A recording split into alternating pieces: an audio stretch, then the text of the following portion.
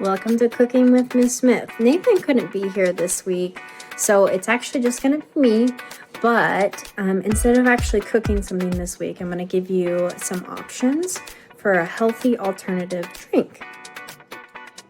All right, so today I'm going to talk to you a little bit about Crystal Light, and it's just a healthy alternative to drinking juice, but it's just mixed with water. So the packet I have today is fruit punch.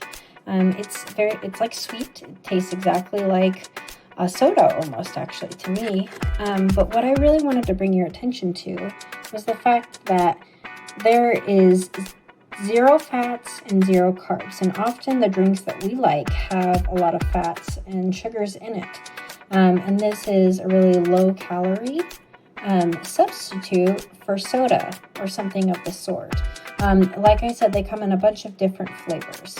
So when you read on the back of this, the first step says, empty contents of 1 packet into large plastic or glass pitcher. So one of the packets looks just like this, and I have my pitcher right here that I'm going to put it into.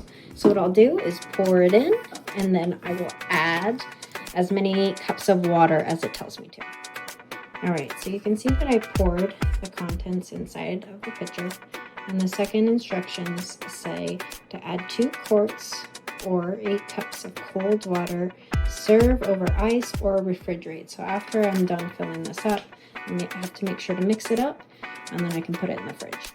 All right, so the next step is going to be to stir it up. You want to get all that packet mixed into the water.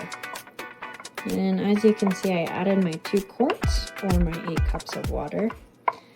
And it looks like, so if you look down at the bottom, there's no more little pieces of the packet left. So I can take this out and put it in the sink. And all I'm gonna do now is open up the fridge and put it inside and wait for it to cool down. And that's how you make Crystal Light fruit punch. Just like a soda almost, but healthier. See you next week.